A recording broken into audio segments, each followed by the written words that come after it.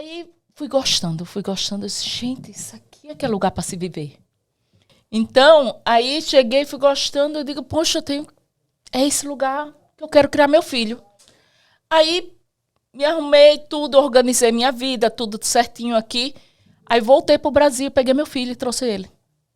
Claro, uma briga com a família, né? Porque como é que você vai explicar a família no Brasil que aqui é o melhor lugar para se viver? Longe deles. Longe deles. E ainda trazendo, uma mãe solteira trazendo um filho de 10 anos para cá. Como é que você vai explicar então isso? Então você vê uma mãe solteira, vendeu o que tinha no Brasil. Vendi não, deixei tudo pra lá. Deixou tudo pra lá. Vendi só a empresa, os contratos, peguei as minhas roupas, depois fui, peguei meu filho e eu digo, vem pra cá, vambora. Começar tudo do zero. Tudo do zero. Eu adoro começar coisa do zero. Literalmente do zero. É bom, easy, quando você começa do zero. A gente diz que é um blank state, né?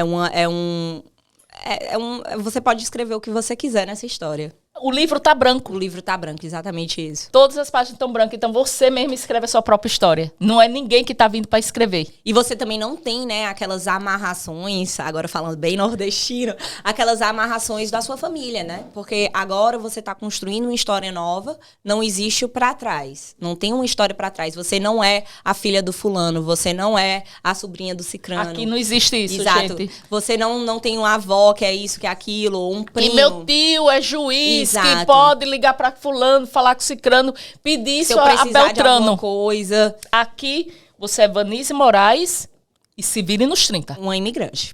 Um imigrante que eu tive que começar literalmente do zero. Mas zero em tudo. Em tudo. Na língua, no apartamento, tudo. No carro, tudo. Na profissão. E isso que é o bom. Que você cria a sua própria história e você sabe o quê? Você dá valor a cada coisa que você conquista. Cada coisa que eu conquisto, eu agradeço. Pode ser a menor possível. Hoje mesmo, quando eu cheguei aqui, tinha esse sanfoneiro, gente. Limpou a alma, não foi, Vanise? Aí você vê Deus, sabe? Atuando na sua vida. Trazendo, olha, Vanise, eu tenho um presente pra você. Você nem imagina. Tá foi ali. Um presente quando pra você gente. abrir a porta, tá ali. Esse café da manhã maravilhoso, gente. Não tá linda? Cuscuz. Pamonha. Bolo. O brigadeiro é de brigadeiro de canjica. Gente, brigadeiro canjica. Eu nunca tinha visto isso na minha vida. Eu vou comer um para ver. Tá Prova. Bom. Menino, tá bom. Ficou ótimo. Um negócio bom da Gota Serena. Eu não sei quem fez o brigadeiro, mas a gente vai perguntar. Com café. Com café. Café da Pinholol. É chique, né? É chique da Gota. Ai, eu tô muito feliz de te ter aqui hoje, Vanise. Tá incrível. Minha gente, quando fake, eu não tenho make. Aí eu ia na entrevista e botava uma palavra bonita lá. Aí a pessoa de lá, acho que disse, poxa, o inglês dela é um alto nível, né? Nem eu mesmo sei. Não ia duvidar, não ia dizer, senhora, não entendo. Ninguém vai dizer isso, né? Não entendo essa palavra. Aí eu incrementava o inglês, né?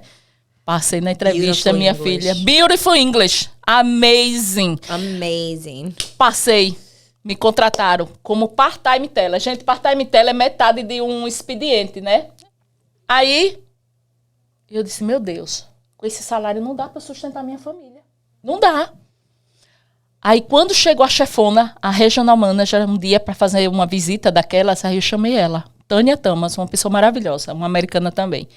Aí eu expliquei, Tânia, sou mãe solteira, com 2 filhos, o salário que eu ganho aqui não dá para sustentar, não dá para você me dar turno completo, não.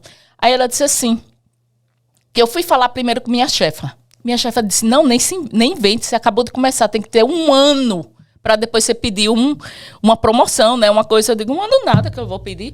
Olha, o não tá garantido, minha gente, aprenda isso, olha. Corre Isso atrás não. do yes. Yes, sempre yes, nunca aceite não como resposta.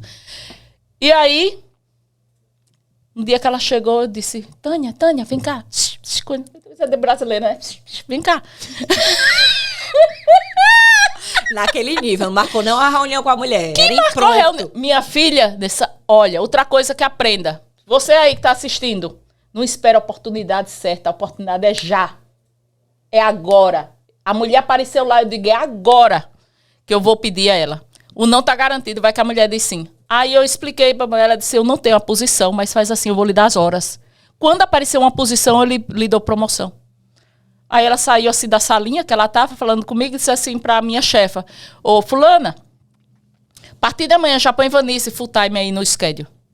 E ela quase que não acreditou, caiu pra trás. Aí, quando ela foi embora, você conseguiu? Eu disse, não consegui nada. Eu apenas expliquei a minha situação. Outra coisa, diga a verdade. Diga às pessoas o que você quer, o que você precisa. Porque você nunca sabe. Como é que a outra pessoa pode te ajudar, né? O sim está lá na dela. Ela pode dizer sim ou dizer não. O não está garantido, mas que desse... Mas essa questão do dizer o não volta para o medo de ser rejeitado. Eu não tenho não, filha. Medo eu tenho é de passar fome, passar necessidade. E de fazer coisa errada. E de fazer coisa errada. O resto, minha filha, ó... Mas isso é uma qualidade muito boa, porque o medo de ser rejeitado, ele é real. Tem muitas pessoas que sofrem esse medo de rejeição diariamente. Mas eu acho que o mundo das vendas, ele libera um pouco desse medo de rejeição por você receber tanto não. Não pra mim, assim. Não hoje, não amanhã. Opa! Sabe o quê? Eu vou lhe dar um sim. Anyway... Como é que os casais chegam hoje pra ti, assim? Quando eles vão atrás de você, quando procura, eles procuram separado, eles procuram juntos? Você faz terapia de casal juntas mesmo, separado? Como é que funciona? E quais são, assim, as atividades que tu propõe pra essa situação? Então, hoje em dia, muita da procura que a gente tem, ela é uma procura que geralmente é por uma das partes. É muito difícil ser o casal, assim, os dois em consenso. Porque vamos até combinar, né? Se a pessoa ela tá concordando tanto, provavelmente é um reflexo de que em outros pontos da vida eles também estão muito bem alinhados. E geralmente esse não é o caso. As pessoas elas esperam chegar ao pico, né, da raiva, da frustração, do descontentamento para realmente procurar a terapia. Então, geralmente, esse casal, ele procura ou o marido ou a esposa. Às vezes também não necessariamente, né, precisa de ser um casal casado, mas e geralmente o que eles procuram é, assim, resolver o problema que o outro está causando na vida dele. Né? Mas nunca é ele, né? Nunca é ele, nunca é ele. Então, assim, eu vim aqui para poder fazer terapia porque a minha esposa é muito difícil. Eu vim aqui fazer terapia porque o meu marido não presta, né? Eu quero fazer a terapia de casal, mas o meu marido não quer. Não sei o que eu faço, menina. Eu sei que a gente precisa. Ou então também tem aquele caso. Eu quero fazer terapia de casal, mas quem precisa de terapia é ele. Só que como ele não quer fazer terapia, eu vou falar pra gente fazer terapia de casal, entendeu? Também tem esse caso. Tem esse caso também, entendeu? Então... Tem, assim, diversos tipos de demanda, mas geralmente o que é comum é que esse casal, ele espera tempo demais para procurar ajuda, né? E geralmente já em uma situação em que um já ameaçou o outro, no caso assim de, acho que realmente não vai dar, né? A gente procura isso aqui ou a gente realmente termina. Né? Então, muitas vezes esses casais, eles chegam nessa situação. O trabalho de terapia de casal, ele depende muito de terapeuta para terapeuta, de abordagem para abordagem. Existem alguns terapeutas que fazem o processo completo com os dois, sempre juntos. E existem alguns terapeutas que na primeira ou na segunda sessão, pode ser que eles separem esse casal para poder entender a perspectiva de um. E depois junte eles de novo. Então, vai depender muito da abordagem de cada um. Agora, uma coisa que é comum, né, dentro da terapia de casal, é que a gente explica sempre para esses clientes, né, que o nosso cliente ali não é um ou outro, é o casal. Então, não existem alianças. Então, por exemplo, se esse casal chegou e a gente vai conversar sobre esse problema e se, por exemplo, em uma das nossas conversas ali, existe algum segredo que é compartilhado comigo, a gente vai trabalhar com aquela pessoa, encorajar para que ela abra esse segredo para outra pessoa. Porque não podem existir alianças. Então, Perfeito. Uma traição, né? Algo assim, porque não tem como a gente trabalhar um casal sendo que existe uma terceira parte. Né? Então, assim, a gente faz é por isso que às vezes, né, alguns terapeutas, eles preferem fazer esse momento no qual a gente divide o casal, pra gente entender, e não, obviamente, não só, né, por conta desses segredos, mas também para você entender um pouco do histórico dessa pessoa. O histórico familiar é importantíssimo você entender o histórico familiar para que você entenda como isso impacta, né, na maneira como a pessoa percebe, entende o que é um relacionamento. Com certeza. Então, exemplo de você... A gente utiliza muito, né, existe esse livro, Comunicação Não Violenta, do Marshall Rosenberg, que é um psicólogo que ele explica, tipo, algumas técnicas de você fazer gestão de conflitos. Ele até trabalhava com gestão de conflitos entre países, né? Então, para você poder saber realmente escutar uma parte, escutar a outra. Isso que eu tô falando, essa comunicação não violenta, é você saber utilizar os recursos de uma conversa, assim, de uma conversa pacífica. Normal, pacífica. Amigável, por exemplo, igual a gente tá aqui, a gente tem sonhos em comum, mas a gente precisa de decidir em relação ao país que a gente vai morar, que tipo de casa que a gente vai morar. E aí a comunicação não violenta, ela entra para poder explicar para você alguns recursos sobre como escutar, como colocar a sua opinião. Isso é uma comunicação não violenta, né? Assim, isso é uma coisa que a gente trabalha na terapia de casal. Agora, na terapia de casal a gente não trabalha, né? Não existe isso de você querer consertar essa relação no qual vocês conversam e um dá tapa na cara do outro, né? E um xinga um ao outro. Isso aí já passou do ponto de que uma técnica de comunicação não violenta vai chegar e resolver o seu problema. Né? E as mulheres hoje, ou os homens, enfim, que passam por esse tipo de agressão, porque também vem da parte da mulher muitas vezes, né? A gente sabe que também tem mulheres que fazem, né? Com certeza. Você já pegou casos assim? De perceber que a mulher também faz isso? Porque às vezes a gente pensa muito na violência da mulher, mas a gente esquece também que acontece o contrário. Com certeza, com certeza. Não somente violência verbal, como também física, como também financeira. Alienação parental também acontece muito também pelo lado da mulher. Né, de você tentar, né, para quem não sabe exatamente o que é alienação parental, mas é quando um dos pais realmente tenta, né, conversar com essa criança e distorcer fatos e fazer realmente que essa criança tenha uma visão totalmente parecida em relação à visão de pai e mãe do outro parceiro ou ex-parceiro que essa pessoa teve, né? Então, existe sim muitos casos, né, de alienação parental, de abuso verbal, físico, psicológico, financeiro por lado de mulher também. E como que a pessoa pode hoje pedir ajuda com relação a isso, Esther? Tem cantos específicos, tanto a mulher quanto o homem, digo de modo geral. Sim. Tem cantos específicos que você pode procurar essa ajuda para que você saia disso? Você sabe algum? Você saberia me informar alguma coisa sobre isso? Com certeza.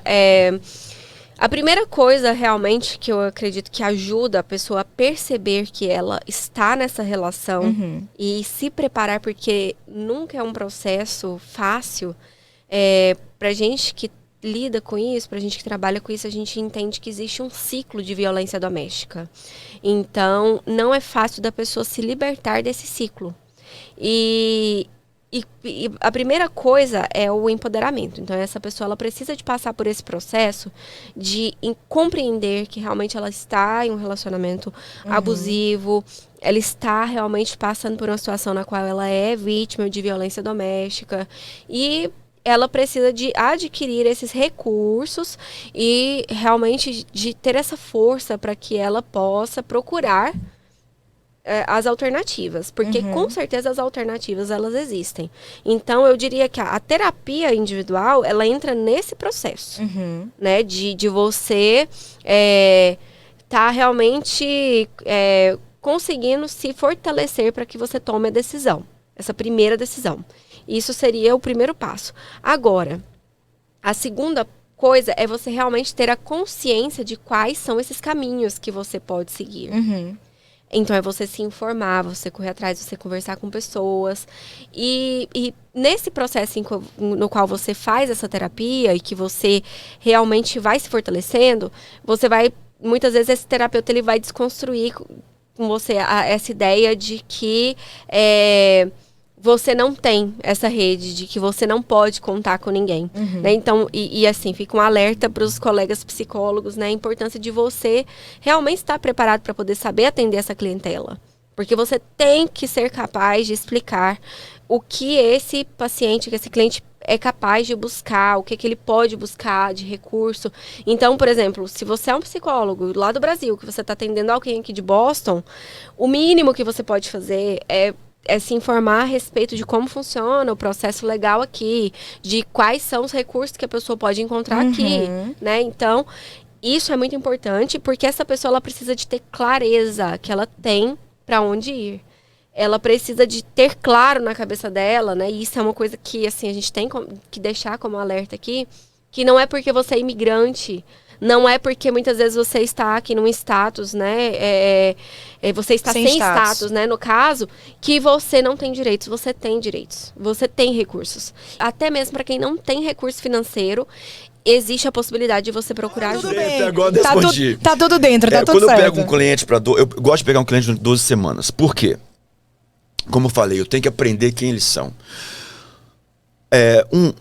Uma ação leva pelo menos um mês para virar um hábito. Então, a partir daí, de um mês que vocês começam a ver resultados, se estiver levando a sério, eu falo com eles, se você me dá 12 semanas da sua vida, do seu compromisso, eu consigo mudar seu corpo e sua cabeça. Sim. Se você levar a sério. Porque 12 semanas seria ideal para chegar nessa meta. Então, é uma combinação de exercícios, aprender a fazer exercício, eu ensino para eles o que é melhor por corpo deles. A alimentação, não gosto de falar dieta, eu gosto de falar de manipulação de alimento. Porque você vai precisar de carboidrato, você vai precisar de gordura e você vai precisar de proteína. A questão é qual a quantidade, baseado na sua genética, baseado na sua meta. Isso tudo tem que trabalhar em harmonia para dar certo. E terceiro, quanto mais tempo eu passo contigo, mais eu entro na sua cabeça e mais eu aprendo a respeito de você.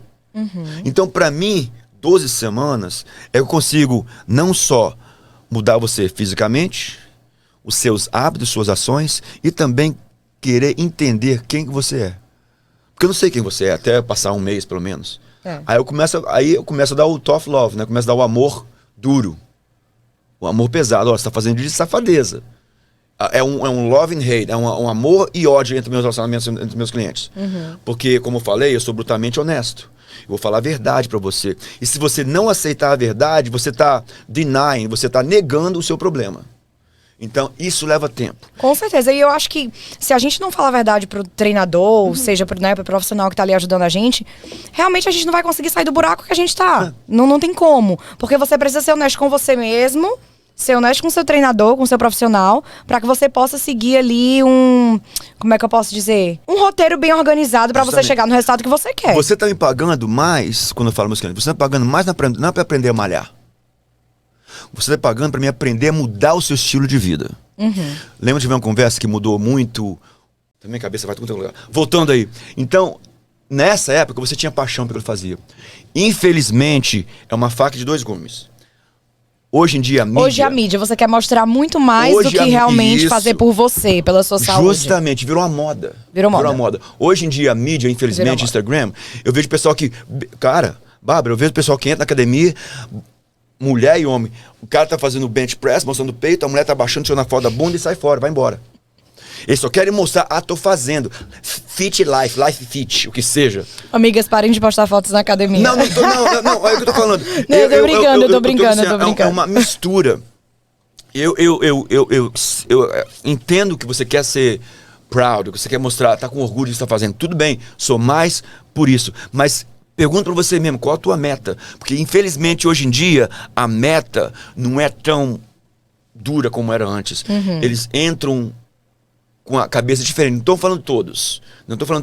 Mas, como eu falei, eu vou ficar falando a verdade com vocês. Mas se você acha que na sua cabeça, talvez eu sou uma dessas, que eu não levo minha dieta a sério, não levo meu treinamento a sério. Então entenda isso, que o jeito que a pessoa treina hoje é bem diferente do que era antes. E também, como eu falei, a respeito das outras coisas que eles fazem, né? Então a cabeça é diferente. Hoje virou a moda.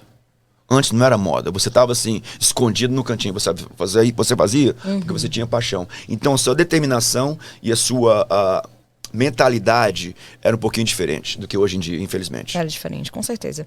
Cheguei dia 1º de junho de 1999, não vou esquecer nunca, né? Com 1 trilhão de malas e cheguei... Com todo mundo? Não, sozinha. Vim sozinha. E, na verdade, apesar de ter, né, nascido aqui, eu não conhecia ninguém aqui. A gente tinha casa, mas era de férias. O vizinho era inglês, o outro era americano, não tinha brasileiro, não conhecia ninguém. Uma vez eu saí da casa, lá perto do SeaWorld, eu andei a International Drive a pé, inteirinho, parando em todas as lojinhas. E essa parte estreita que tem na International Drive, tinha muita loja de brasileira. Aí eu ia lá para procurar informação, para conhecer as pessoas, e acabei matriculando minhas filhas na escola do bairro, que era uma escola C. Eu não sabia desse negócio de que você tem que morar no bairro da escola, bom, não sabia nada disso. É porque também as coisas eram muito diferentes, né? Hoje em dia as comunidades de brasileiros aqui são enormes, né? A gente tem a internet que tá aí pra você pesquisar o que você quiser. Exato, Você sabe quantas pessoas estão morando na Flórida Central de brasileiros? O vice-cônsul que tá morando aqui agora, ele passou consulado, quantas? 180 mil. 180 mil, Na Flórida? Não, na Central Florida. Na Central Florida. E mais uns 180 mil lá no sul da Flórida. Então é muita gente. É muita gente. É praticamente o número de habitantes da minha cidade de origem. Provavelmente o bairro da minha cidade de São Paulo.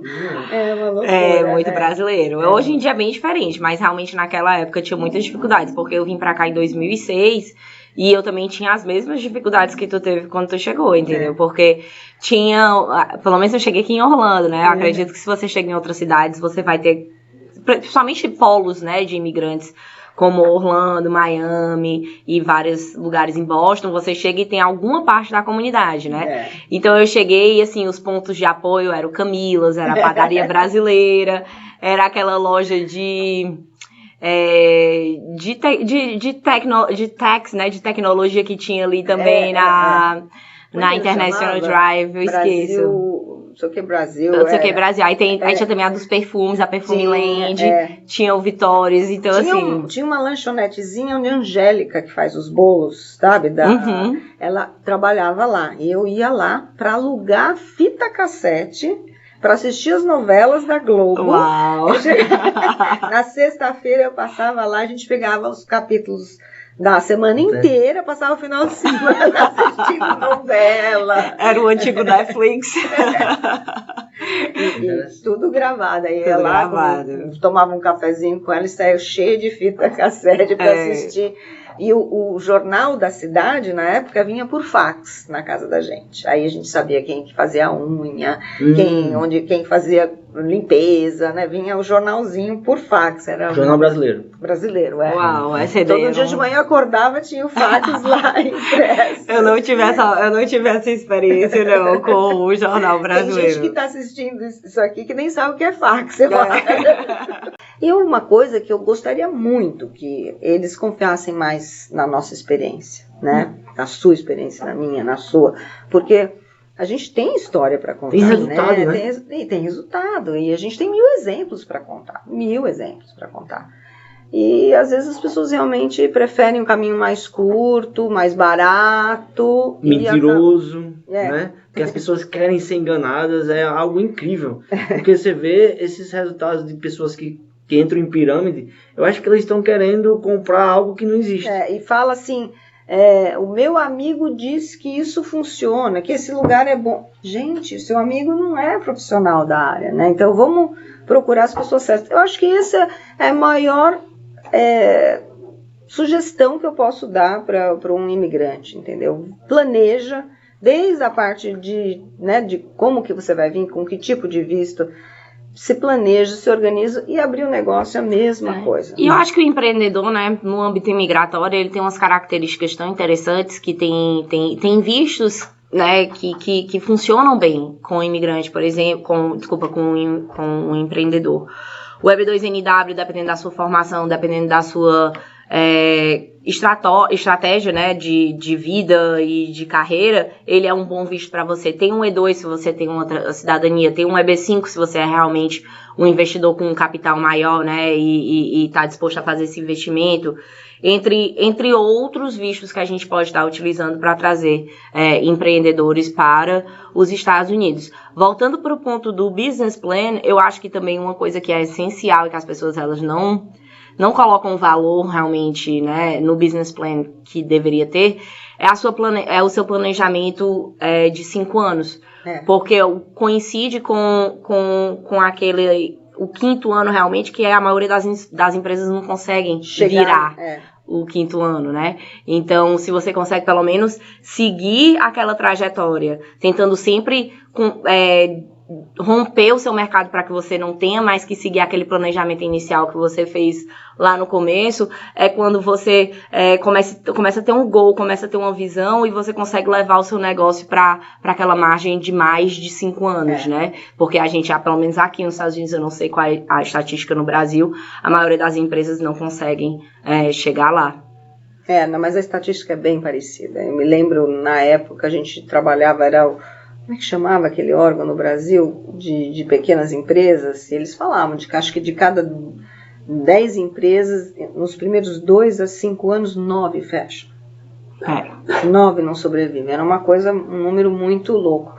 E eu acho que essa parte, e uma coisa que eu gosto de falar, o brasileiro é um ser humano tão abençoado, porque tem uma flexibilidade, tem uma criatividade incrível, né? Tem uma capacidade enorme. Resiliência. Se a gente segue as regras, este é o país que te dá a chance de recomeçar 1000 vezes. Sim. Não é? Do nada. E os ciclos de todos os problemas, crise, não sei o quê, é muito rápido. Eu estou há 23 anos aqui, eu vi tudo, vi quebra imobiliária, já vi terrorismo, já vi de tudo. Cresce. Pandemia, e o pessoal renasce. Então tem que realmente aproveitar essas características que o brasileiro tem e adaptar em seguir as regras, é isso.